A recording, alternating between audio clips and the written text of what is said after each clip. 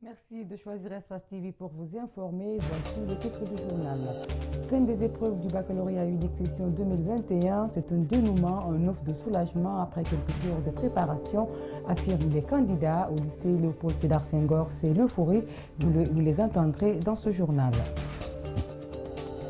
Dans un drame choquant qui suscite interrogation et indignation, un couple retrouvé mort dans sa concession. Les premières enquêtes n'ont pas déterminé les circonstances de la mort de la femme et de son mari, mais éliminent tout de même la piste de l'agression car aucune trace de violence n'était visible sur le corps. Fatmata Bidabari sera dans cette édition pour plus de détails.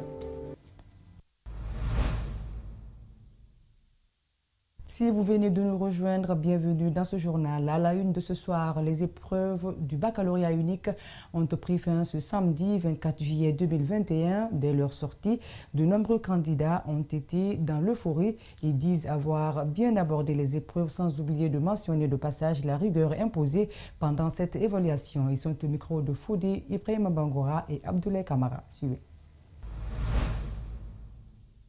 On a dû réviser un peu, le sujet n'était pas du tout compliqué pour nous. On vient de finir la mathématique. Ce n'était pas du tout compliqué, on a dû s'en sortir.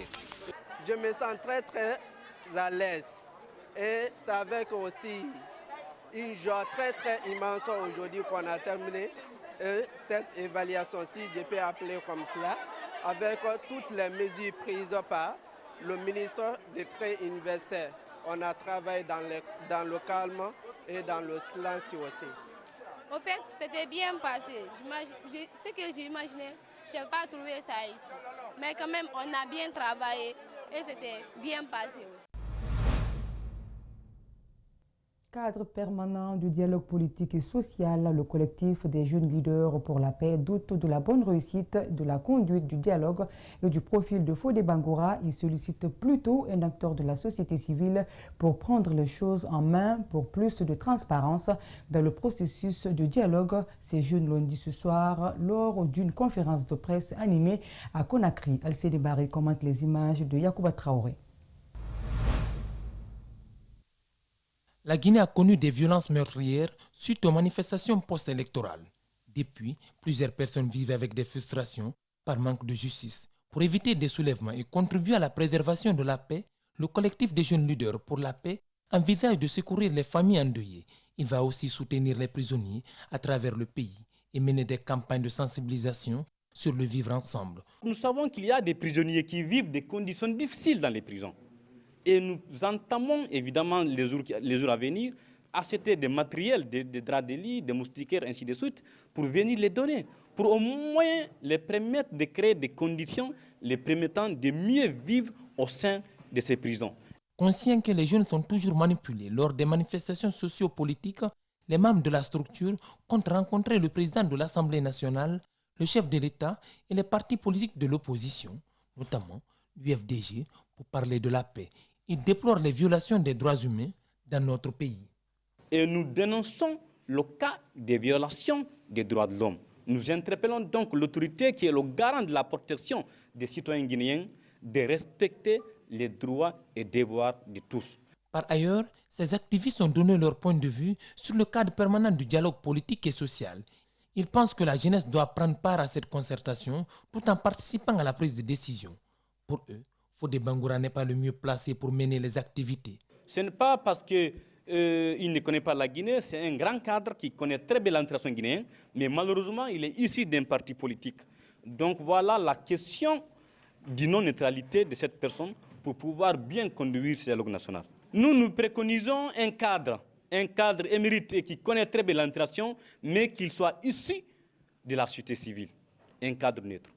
Il est important de noter que la Guinée tend vers la décrispation du climat politique avec la libération de certains teneurs de l'opposition, Ousmane Gawal, Chérif Ba et Si.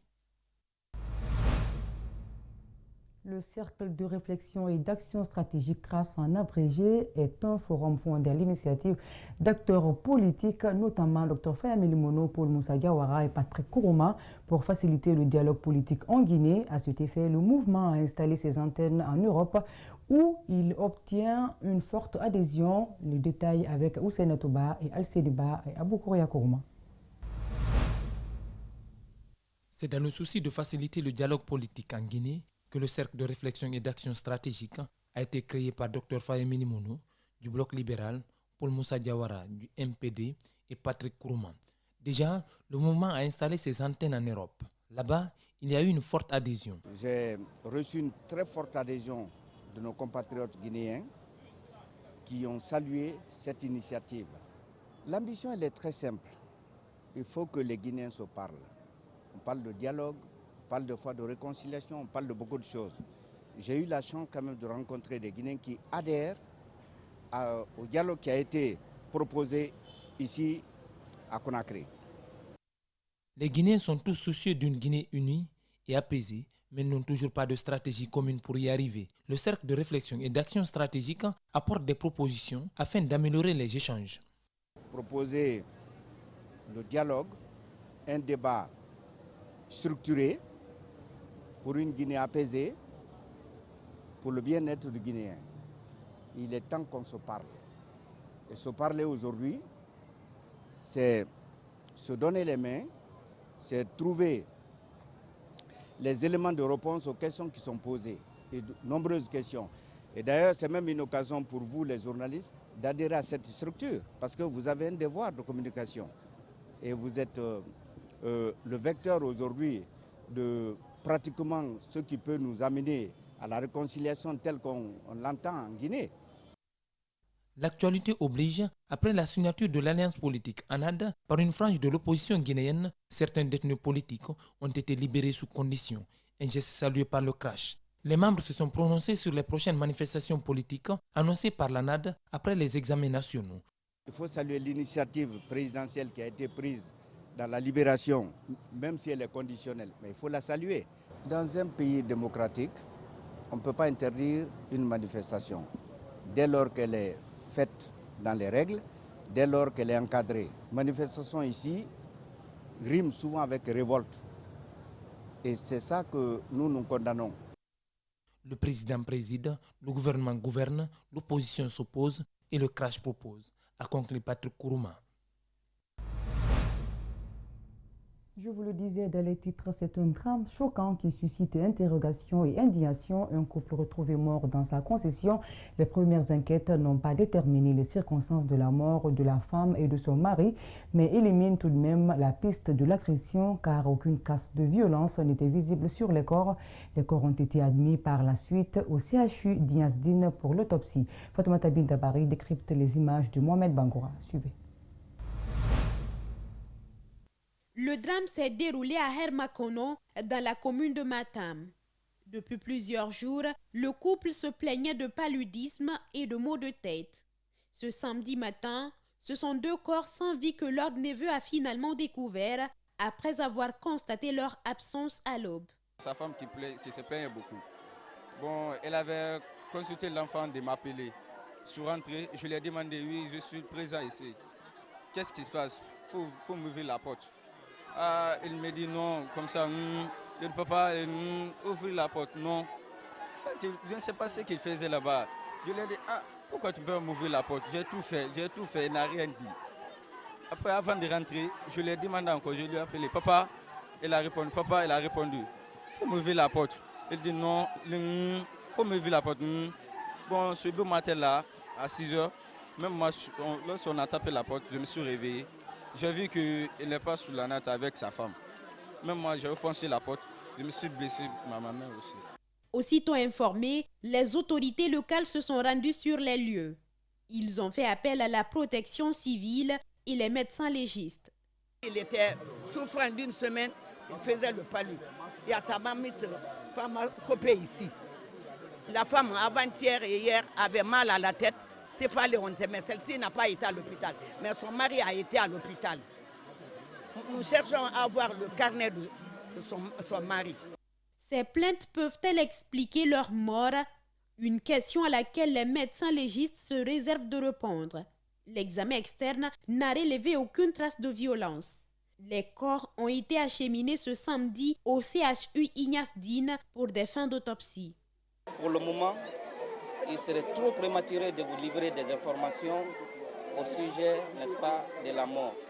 Cette découverte choquante rend les voisins inconsolables. Pour eux, le couple était devenu une famille après 18 années de bon voisinage. Oh, je le regrette fort, je le regrette fort, je le regrette fort.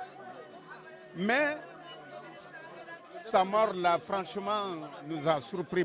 Ibrahima Sori Conté s'en est allé avec une de ses femmes. Il laisse derrière lui la seconde et 2 enfants. Dans le but d'informer et de sensibiliser, les efforts fournis par la sécurité, des directeurs centraux de la police ont fait le point sur la délivrance des passeports numériques et des cartes d'identité biométriques. Cette sortie médiatique s'inscrit dans le cadre de la traditionnelle conférence initiée par le département. Antoinette Dédéo Nivogui, Thérèse Massandounou. Suivez. La Guinée a bien envie de prendre rendez-vous avec le numérique. Les cartes d'identité nationale, des passeports biométriques seront tous numérisés, comme l'indique Sékou Keïta, contrôleur général à la direction de la police nationale. Nous allons bientôt procéder à un système de rendez-vous en ligne, à l'image des autres pays. Et nous allons plus tard encore créer un système de passeport d'urgence. Ceux qui sont pressés en ce moment, ils vont demander en fonction de ça. Ils paieront les prix et les passeports vont être faits le plus rapidement possible en fonction des rendez-vous qu'ils ont. L'obtention de ces différentes cartes sera forcément soumise à des exigences. Pour avoir sa carte d'identité nationale biométrique, il faut premièrement aller au niveau de l'état civil. En partant, il faut envoyer votre extrait de naissance, l'ancien. Si vous avez déjà pris un passeport biométrique, partez avec la copie du passeport biométrique. Si vous n'avez jamais pris le passeport biométrique, c'est bien, allez-y, parce qu'au niveau de l'établissement de votre certificat de naissance, vous avez un numéro d'identification nationale qui va apparaître. Au-delà des passeports numériques, l'occasion a été aussi opportune pour Marie Gomez de dresser le bilan de certains cas de viol et des violences conjugales survenues ces 3 derniers mois. Mais ne pensez pas, vous les hommes, que vous êtes brimés. Venez chez nous, lorsque vous avez des problèmes, n'hésitez pas. Pas seulement les cas de viol, mais les maltraitances qui sont là.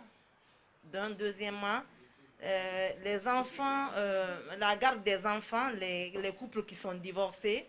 L'homme veut, coûte que vaille que coûte, avoir la garde de son enfant et que la femme refuse. Tous ces cas sont reçus chez nous. Les enfants abandonnés, les bébés qui sont jetés, quand vous les retrouvez, vous venez chez nous. Toutes ces infractions sont gérées chez nous. Une équipe est déjà déployée par la police nationale pour une campagne de recensement. Cette rencontre trimestrielle, la police compte bien la pérenniser pour plus de résultats sur le terrain. Suite aux récentes pluies qui se sont abattues sur la capitale guinéenne, ces 2 jours de fortes pluviométries ont été enregistrés par les prévisionnistes de la Direction nationale de la météorologie. Selon eux, la capitale a enregistré de notes 147,3 mm d'eau à la date du 23 juillet, une pluviométrie qui peut être source des cas d'inondation dans les zones enclavées de la capitale. Ali Badara Kamara, Lamine Silla pour les explications. Conakry, une ville facilement reconnaissable en saison pluvieuse. Les premières pluies laissent toujours les conséquences désastreuses aux habitants de la haute banlieue de la capitale. Ici, les constructions anarchiques et le non-curage des caniveaux sont source des cas d'inondation. Mais parler d'inondation à Conakry, je peux dire dans la banlieue de Conakry ici, c'est peut-être dû aux bouchons. Les caniveaux de drainage ne sont pas curés.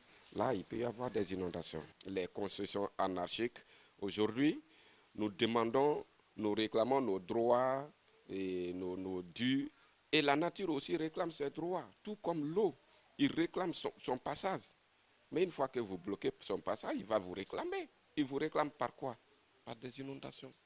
Selon ce prévisionniste, Conakry a enregistré une pluviométrie de 147,3 mm d'eau dans ces dernières 24 heures, avec une température maximale de 26 degrés et une humidité de 100%, ce qui explique ces fortes averses, dit-il. C'est un phénomène que nous avons prévu ça depuis le jeudi, et qui était prévu pour 3 jours. Mais hier à 14h, à partir de 14h45, le système s'est intensifié. C'est un système qui est venu du sud-ouest, sur la mer, dû au refroidissement brusque de la surface, de la température de la surface de la mer. Et c'est ce phénomène-là que nous sommes en train de vivre aujourd'hui. Vu la tendance pluviométrique, il soutient que la capitale doit s'attendre à de fortes pluies dans les jours à venir.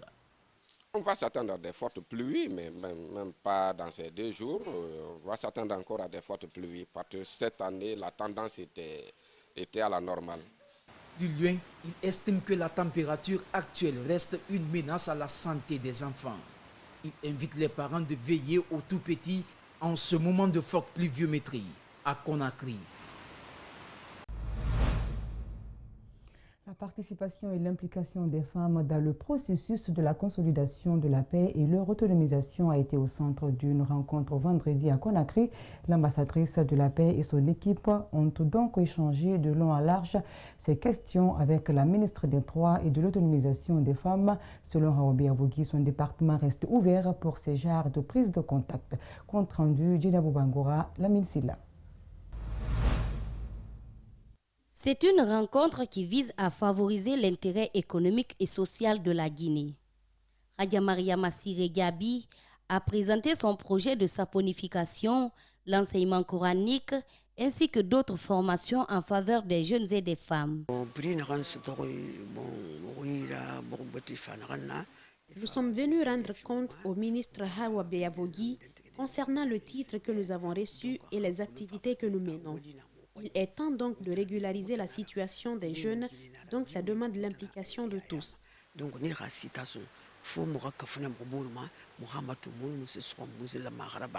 La ministre des Droits et de l'autonomisation des femmes se réjouit de ce déplacement. Selon Hawabe Avogui, seule la formation et la paix peuvent favoriser la croissance économique du pays. Vu qu'elle développe des activités économiques, il est important, outre ces activités religieuses, de soutenir, parce qu'elle s'investit dans ça, elle s'investit dans l'autonomisation économique des femmes et des jeunes en général. Il est important que nous établissions un accord de partenariat dans l'intérêt de ces activités pour pouvoir mieux encadrer les activités économiques qu'elle souhaite développer dans l'intérêt exclusif des femmes et jeunes filles. La ministre s'engage à établir un partenariat entre son département et la structure. Le ministère des Droits et de l'autonomisation est là pour soutenir, favoriser l'autonomisation économique, culturelle, sociale des femmes. Si elle s'évertue dans ce sens, nous, il nous revient vraiment de soutenir l'établissement qu'on ait un accord bien formalisé dans l'intérêt des 2 parties. Au terme de cette rencontre, Radia Maria Massire Gabi a présenté son titre d'ambassadrice de la paix à la ministre. C'était tout pour ce 20h. Merci de l'avoir suivi. Merci à toute l'équipe technique et à celle de la rédaction. Bonsoir et bon week-end à tous.